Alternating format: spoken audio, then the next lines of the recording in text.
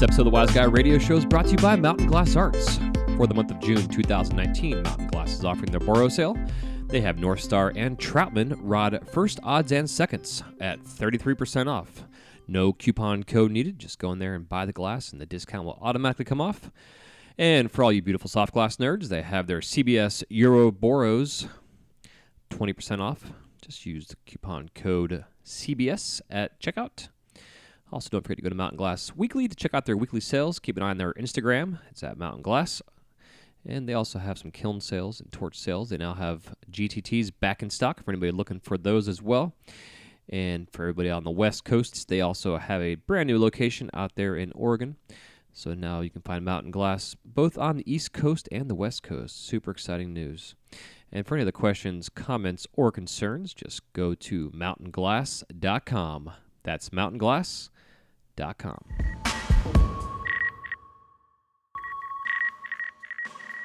Hello, and welcome to the WyzGuy Radio Minute, Episode 7. Talk of the different degrees of burns. Whether you're a novice or a seasoned glass artist, I can guarantee you've burnt yourself at least once or twice, and hopefully just from hot glass.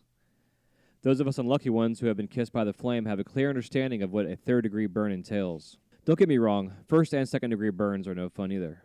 But having your hand turn into the Sahara Desert in a matter of seconds has been the worst injury I've sustained in 2 decades behind the torch. Today I'm going to share the various degrees of burns, along with proven methods to care for and manage severe burns.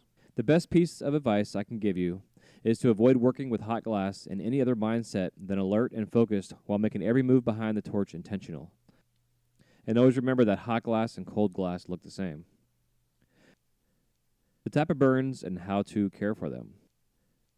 First, we have first-degree burns, which are considered superficial burns, which basically means that just on the surface of your skin, the epidermis. The burn site is red, painful, dry, and with no blisters.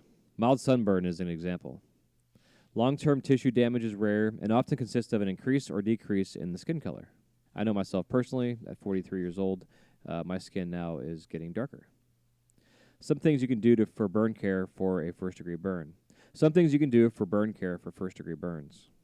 First-degree burns are usually treated with home care. Healing time may quicker the sooner you treat the burn, too. Treatments for a first-degree burn include soaking the wound in cool water for 5 minutes or longer, taking acetaminophen or ibuprofen for pain relief, applying lidocaine as an aesthetic with aloe vera gel or a cream to soothe the skin, using an antibiotic ointment and a loose gauze to protect the affected area, and make sure you don't use ice, as this may make the damage worse. Never apply cotton balls to a burn because the small fibers can stick to the injury and increase the risk of infection. Also, avoid home remedies like butter and eggs, as these are not proven to be effective at all. So now second-degree burns. Second-degree burns involve the epidermis and part of the lower layer of the skin, the dermis. The burn site looks red, blistered, and may be swollen and painful. Burn care, second degree. Second-degree burns are more serious because the damage extends beyond the top layer of the skin. This type burn causes the skin to blister and become extremely red and sore. Some blisters pop open, giving the burn a wet or weeping appearance. Over time, thick, soft, scab-like tissues called the fibrinous exudate may develop over the wound. Keeping the area clean and bandaging it properly is required to prevent infection. This also helps the burn heal quicker. Some second-degree burns take longer than 3 weeks to heal, but most heal within 2 to 3 weeks without scarring, but often with pigment changes to the skin. The worse the blisters are, the longer the burn will take to heal.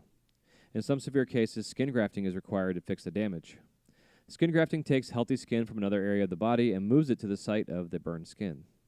As with first-degree burns, avoid cotton balls and questionable home remedies. Treatments for a mild second-degree burn generally include running the skin under cool water for 15 minutes or longer, taking over-the-counter pain medications, acetaminophen or ibuprofen, applying an antibiotic cream to blisters.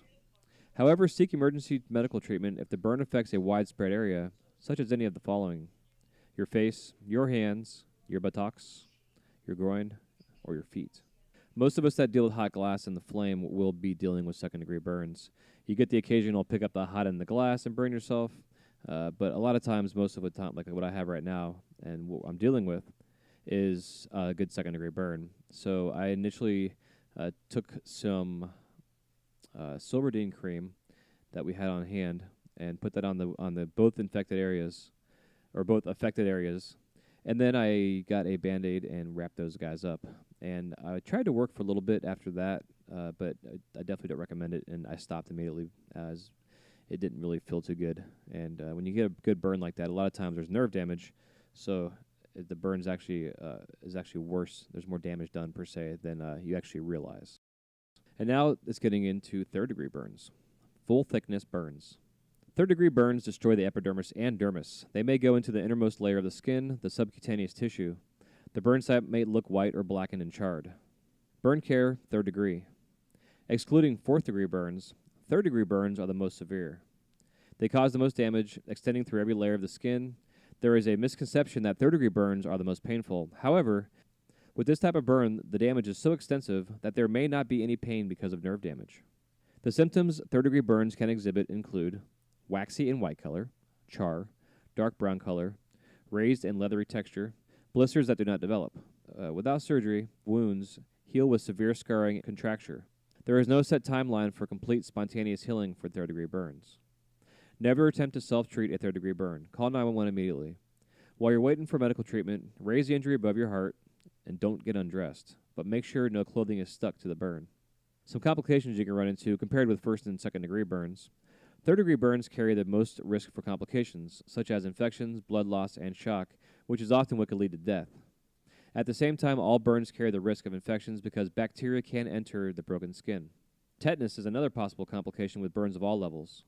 Like sepsis, tetanus is a bacterial infection. It affects the nervous system, eventually leading to problems with muscular contractions. As a rule of thumb, every member of your household should receive updated tetanus shots every 10 years to prevent this type of infection. Severe burns also carry the risk of hypothermia and hypovolemia. Dangerously low body temperatures characterize hypothermia. While this may seem like an unexpected complication of a burn, the condition is actually prompted by excessive loss of body heat from an injury. Hypovolemia, or low blood volume, occurs when your body loses too much blood from a burn. Now fourth-degree burns, the worst. Fourth-degree burns go through both layers of the skin and underlying tissue, as well as deeper tissue, possibly involving muscles and bone. There is no feeling in the area since the nerve endings are destroyed. And that was a pretty quick definition of a fourth-degree burn. You can just only imagine. You may have experienced at least a third-degree burn. This is why it's crucial when working on a torch with temperatures reaching as high as 4,000 degrees that you must be alert and focused during every work session. While coconut oil is a popular remedy for a range of skin conditions, it should not be used to treat burns.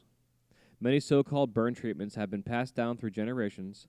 Some of these are not only ineffective, but they could also make a burn worse. The following should not be used. Oils. Many people have claimed that essential oils and some common cooking oils, such as coconut and olive oil, are helpful for burns. However, oils trap heat, preventing the heat from the burn escaping. Trapping the heat can cause the burn to get worse instead of better. And this is something that I have personally experienced when putting lavender oil on a burn. Make sure your burn is cool all the way to the core if you're going to use any kind of oil like a lavender oil to help ease the pain. Essential oils are often boosted to heal all kinds of skin and other conditions. Some research supports their use, but this comes from a small-scale study. No large-scale human studies have been carried out to examine the association between essential oils and sunburn healing.